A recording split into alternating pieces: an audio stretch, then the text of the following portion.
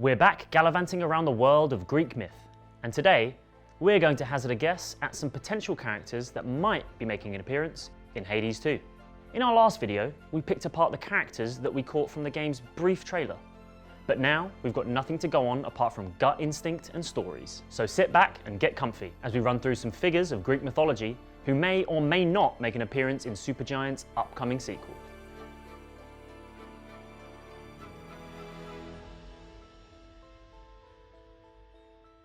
We know from the trailer that the Olympian roster is being expanded with Apollo, the god of light, although there are still a few seats at the Pantheon that weren't accounted for in the original game. Some prime potential characters that will work their way into the game's sequel. With that in mind, we shouldn't be too surprised to see an appearance from Hephaestus, god of the forge. Hephaestus had a tricky lot in life.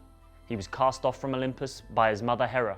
She expected a beautiful, charming, joyous baby boy, but he was none of those things, so he got thrown away.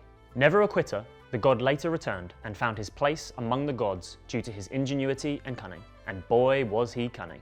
It was his quick thinking that got him married to the queen of love and beauty herself, Aphrodite.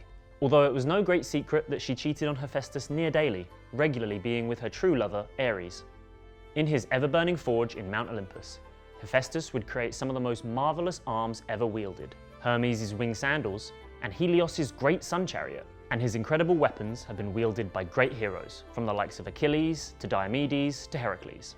Hades players will owe many a debt to Daedalus, but as clever and brilliant as Daedalus was, he was just a mortal. Hephaestus is the real deal. If he's to lend Melanoi a hand, we can hope for big things. Another god that was left out of the first game was Hestia. Now, we won't dwell here too long, because her chances of an appearance aren't great, but I wanted to mention her, because she always gets left out.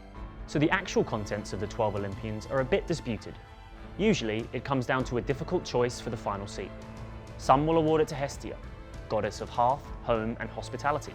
Others will give it to Dionysus, god of revelry, wine, and regrettable 3 AM decisions. Dionysus' place in the first game may be enough to oust Hestia from an appearance altogether, but there's another reason. Nearly all of the great misadventures and cataclysmic events that have involved the gods have one thing in common. Hestia isn't there. And there's a simple logical reason behind this. She's goddess of the hearth. And whilst the other Olympians are getting into trouble or making their mark on the world, someone's got to be at home to keep the fire going. And that job, fortunately or unfortunately for her, always falls to Hestia. The last Olympian who was absent in the first game is one of the most important. She had a hand in nearly every major event between the gods and mortals, from household bickerings and petty squabbles to the fall of Troy. The Queen of Heaven, Hera. It's easy to think of Hera as a paragon, regal, all-knowing, imposing. In many ways she is, but all gods have their temper and wrath, and Hera's is probably the most explosive. Granted, she's married to Zeus, so she has plenty to be angry about. While he was jaunting around the world, seducing and bedding, transforming and fornicating, Hera was aware, seething and plotting. Her anger would usually be directed towards the children of such affairs, and those poor souls suffered immensely. None more so than, actually, hold that thought, we'll talk about him later. So Hera is one of the most important Olympians. Although she isn't a patron of the arts of war, that shouldn't be enough to discount her. Aphrodite proved a formidable force with her boons to Zagreus after all. She's respected and feared by all Olympians, and the god's relaxed demeanor in the first game may simply be down to her absence. But given the terrible titan Kronos has escaped, that may be a serious enough matter to require the queen's attention. In which case, we can expect Hera to make an appearance, for better or for worse. But that's quite enough Olympians. That was all under the idea that Kronos' escape is a matter for the Pantheon. It may be the case that this is an underworld matter. This is Hades' mess that he has to clean up. In which case, we shouldn't be looking up for potential characters, but down. Given that the game is adding 2 more of Nyx's children in Nemesis and Moros, it could be worth exploring that family tree a bit further to see who else might make an appearance. And that's not to say all of them will end up beneficial. Some of the siblings may want to step in the path of progress. The Kyries are a prime example of these bad apples, and they are simply the worst. Where Thanatos is in charge of death and Moros doom, the Kyries are somewhere in the middle, taking the worst of both sides. They are the goddesses of violent and bloody deaths. They revel in hate-filled, unjust and painful demise. Murder, needless war, ravaging plague, gruesome and sadistic. Alecto probably has a poster of them on her bedroom wall. Given their insidious nature, if the Kyries were to make an appearance, they would likely be a foe rather than a friend. Although saying that, the game has managed to make both Death and Doom allies. So why not these nasty swords? Whilst we're thinking about the battlefield, let's talk about another of Nyx's daughters, Eris, the goddess of strife. From the lowest hovels to the loftiest palaces, strife and discord run amok. Whether it's a familial argument over a game of Monopoly or a disagreement between nations, all instances of friction cause ships to be launched, feelings to be hurt, and irreparable rifts to be formed. All of these are the work of Eris. She's sometimes paired with the goddess of war, Enio, which puts her not just as a patron of bickerings and rowdy disagreements, but of contention of the highest order, the kind that has claimed the lives of billions across history. Eris is a force to be reckoned with. She can be cunning or brutishly upfront in her mission, and she's a character that Supergiant could do a lot with. Whether they lean into her more as a goddess of war or an anarchistic trickster, her presence would keep everyone on their toes. But Hades wasn't just about gods and primordial figures. Mortals played a big part in the game too. Whether it's the encouraging Achilles, the melancholic Patroclus, or the insufferable Theseus, these imposing figures of Greek myth left their mark on the first game. So it's only reasonable that we might see a few more pop up in its sequel. And given the whole underlying witchcraft vibe the game has going for it, it only makes sense for the potential heroes to have felt the sting of magic themselves. Heroes like Jason. Famed for his quest to return the Golden Fleece to his home of Iolcus, Jason rallied some of the finest heroes of the ancient era to sail with him on his quest. They travelled in the most impressive ship the world had ever known, the Argo. The crew was a who's who of great heroes.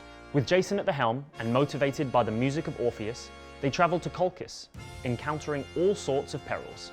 It was at their destination that Jason fell in love with Medea, daughter to Colchis' king. To cut a long story short, Medea was both a blessing and a curse to Jason.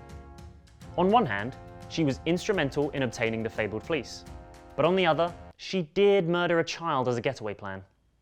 Her own brother, in fact. Yeah, it's not great.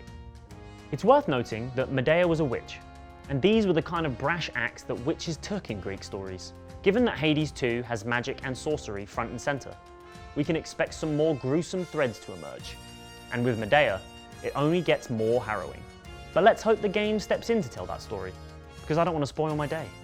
But before we move on, it's worth mentioning that Medea's aunt is Circe, the same Circe who made Odysseus' life hell during the Odyssey. Those are two more characters we could expect to make an appearance in the game. But we don't have time to cover the ins and outs of them right now. We have time for one more character, and we've saved the best till last, the greatest of all the Greek heroes, Heracles. Okay, so this isn't just my personal opinion. Heracles really is the big Mamu of the ancient Greek world. His actions and influences are far-reaching, with nearly every Olympian being involved with him in one way or another.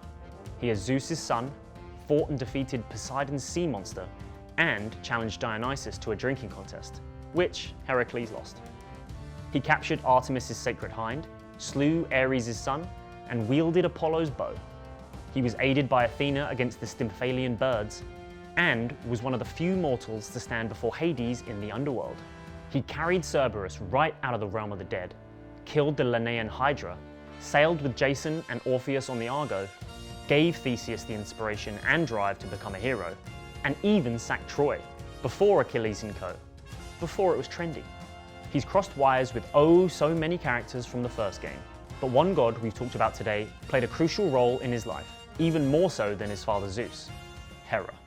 Now, contrary to Disney's very unfaithful retelling of the story, Hera was not a doting mother of Heracles. Oh no. She wanted him dead. She wanted him to suffer. He was just another reminder of her husband's unfaithful misadventures. She sent the snakes to kill him as an infant, she put a spell on him, causing him to kill his own wife and children, and she hassled him at each and every turn of his labours. She despised him. After completing his trials, trouble was brewing elsewhere, and the giants rose up against the gods. Thankfully, Heracles wasn't one to hold a grudge, and he stepped in to protect and save the Olympians, proving instrumental in their victory.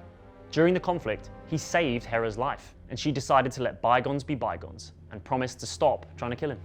After his death, he was plucked up from an eternity in Hades' realm, and brought up to Olympus to live as a god. So with that stature, it wouldn't be too far-fetched to think that he might be in the position to provide boons. Given his role in defeating the giants, Heracles would also surely be in the thick of the fight, against an even more powerful and grave enemy, which Kronos and his Titan brood will surely prove to be. And there we have it, a dip into ancient Greek mythos to dredge up some figures that may play a role in Hades 2. Whether or not any of these hit the mark, well, I guess we'll have to just find out in the future. If we manage to get each and every one of these predictions horribly wrong, well, let's just hope they make Hades 3, so we can submit these guesses for that instead.